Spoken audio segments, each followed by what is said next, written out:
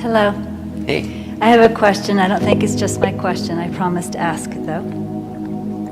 I think it was around June 1 when you had the meeting in Boulder where you said that you thought you were probably going to stop teaching, or at least you indicated that something was going to change. That's not what's important, though. That's just to remind you of the meeting.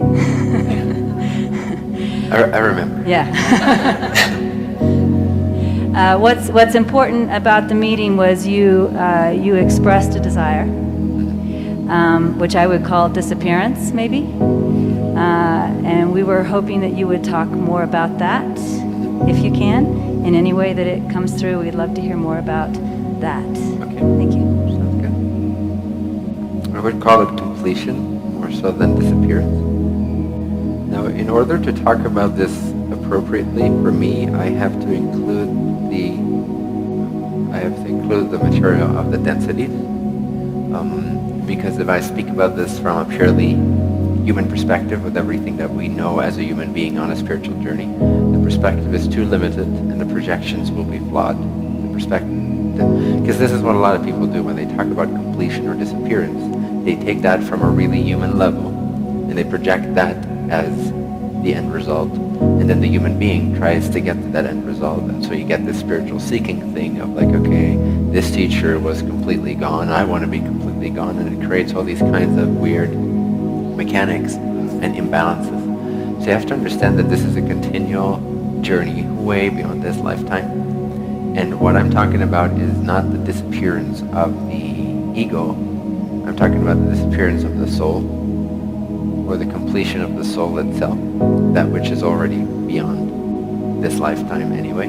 So that thing itself, that collection of lives, that itself is on a journey through the densities, through the different, some people call them dimensions. I prefer the word densities. And at some stage, one of the lessons, or one of the main learnings that a beingness goes through is that of a merger with all that there is. In other words, you lose your individuated identity. In a sense, it's hard to talk about this, so it's all approximation. But in a sense, you could imagine that the consciousness itself that has the soul identity, that has, and beyond that even has the group soul identity, that itself completes its journey of a complete cycle being a cycle of creation itself, a cycle of a universe itself, so to speak. And at that stage, the soul, if you want to call it that, at that stage, at that point, is it's turning its gaze back into foreverness completely, and it's leaving behind a blueprint of itself, everything that it has learned. That blueprint is what we might know of as the higher self. Your higher self is the blueprint left behind by you millions of years from now, moving into infinity, if that is comprehensible. So, like I said, it's not so much disappearance, because you do not disappear. It's not that you disappear, it's that you complete. It's that. That's why it's hard to talk about, because in a sense you leave behind all individuation, but it doesn't mean that what is the essence of you disappears. What if you exist now, you can never cease to exist. It's not possible. So there will always be the existence that is you, no matter what you go through, no matter how ultimate or absolute it is. But that you, which is the essence of you today, which you could say, okay, is my soul or my consciousness, that goes through these different experiences, that, let's just call it soul for now, that soul essence, the consciousness that makes that up, will still be existent, even though its identity is merged with all that there is, meaning that you become the awareness of all that there is, no longer of Bentinho, no longer of whatever group, collective consciousness there is beyond Bentinho, etc. It is the merger with all that there is. It's the returning back to the infinite creator at the end of a cycle of exploration. This is not the end, because a new cycle begins right after right after meaning, after a timeless time of incomprehensible, indescribable forever. And then you begin a new cycle, which will be different. It will be the eighth density, so to speak. This completion happens somewhere between the seventh and the eighth density. The eighth density being the new start of a new octave, of a new creation altogether, of which I cannot really say very much because I don't really have access to that. It's too unimaginable. It's totally different. So there's no words, there's no concepts for that. It's very hard to even get any kind of accurate glimpse of it for myself to be seeing. I have hypotheses, but that's about it. But first through seventh can be fairly accurately described, although the higher the densities, the more it will be an approximation, because the less we will have any frame of reference for what that way of being is like.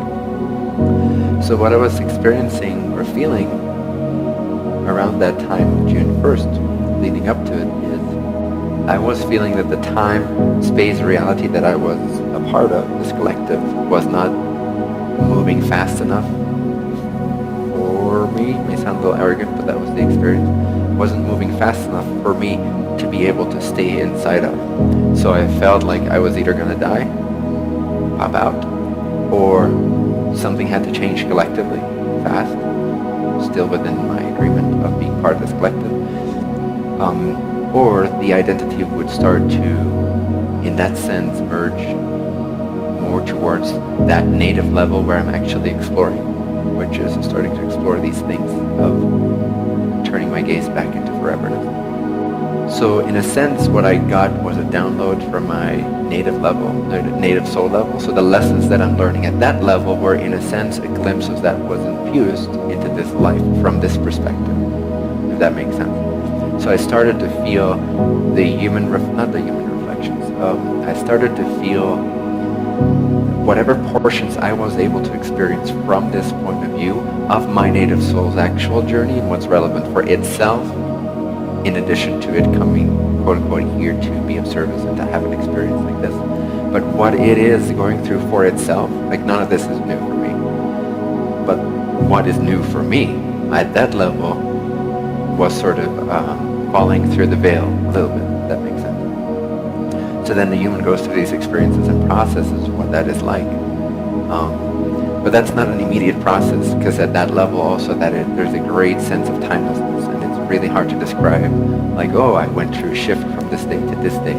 It also takes nonlinear, timeless time, or marination time, so to speak, at these levels especially, to really complete these types of lessons.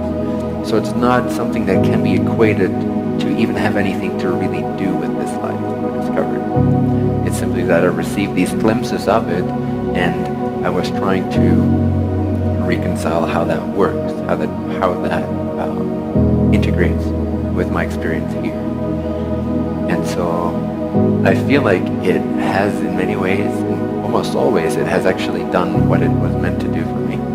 I feel that the collective has changed, has gone through a change required for me to be interested again, to be physically focused, which happened around September this year.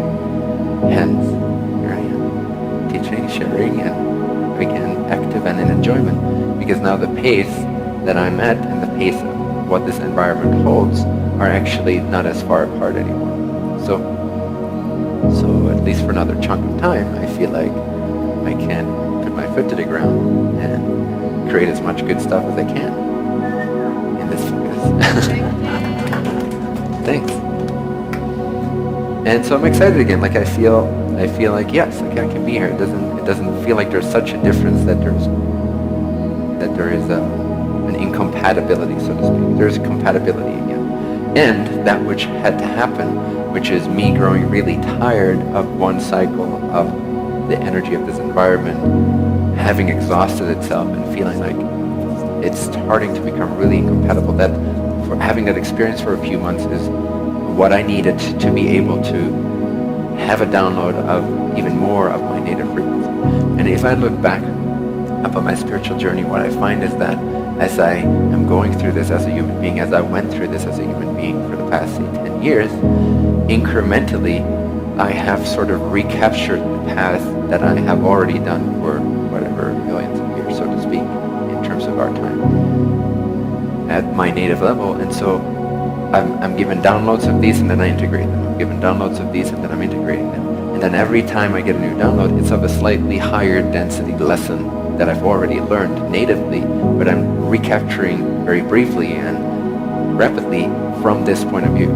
So sometimes it has been a little confusing or earth-shattering. But then when it gets integrated, I feel like I'm more and more closely transparent to who I actually am. And so this was sort of one of the more absolute glimpses of where I'm actually at, so to speak, that I've had so far. So the integration process of that and my response to that is sort of what you saw in those meetings. And ever since that has integrated and calmed down and did what it did. And like I said, and my disclaimer at that time also was, I have no idea what's actually going to happen. I might stop teaching, I might continue to teach, it might take on a different form. In the way that I'm sensing it now, but again, the same disclaimer, I don't know, it can take me in a different direction at any moment. But at this time it feels like, at least for a foreseeable amount of future, I am really excited about living a physical life and sharing and teaching, and even more so than that, creating a lot of new things and expanding the team. And so I'm very physically oriented actually right now. Like I'm busier than I've ever been in many ways. But it all feels really good. Like it all feels really like it's backed up with integration. It's backed up with all that. It no longer needs to be either this or that. It's like, as with anything that I usually go through, eventually it happens. It ends up being simultaneous to each other. So I feel that what it did and what I exclaimed or expressed in those meetings, those last couple meetings that I gave, has in a sense completed itself and has done what it had to do vibrationally for myself. And I'm still here, and it's exciting to be here simultaneously. Could I speak more of the native soul level? Sure. Even this is a vague concept because the reason it's hard to talk about is because time is not linear beyond this level.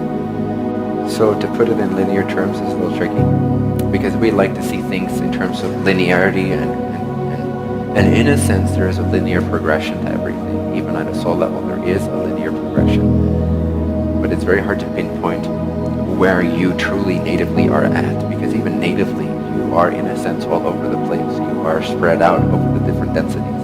It's not as cookie cutter or simple or straightforward to say that, okay, I am natively at this level, I'm learning this lesson, and the rest is not mine, because you have extensions in all densities. Even before you are natively fully oriented in, say, a sixth density experience, even if you are still sort of natively exploring your free will at the soul level of fourth, fifth density, you already have extensions into sixth density. You already have certain activations there as well. You already have a higher self that's already there as well. So it's hard to hierarchically or talk about it in terms of any kind of order. And do you have a specific question about it? Okay. We have access to our soul consciousness. But it will be reflected from this mirror, this shard of the mirror. In a sense, you could see your soul as the totality of the mirror that is your consciousness, reflecting infinity back to itself in a certain way through certain expressions. And all these lives are different shards of it, like broken. And they all have their own level of free will, and they're all reflecting in different ways, and they can all be turned and moved around. So when you move back around, so to speak, to contemplate or intuit or download information of your, say, higher self or your soul level consciousness, it will be your mirror receiving the light from the soul and having its own reflection or interpretation of it. Does that make sense?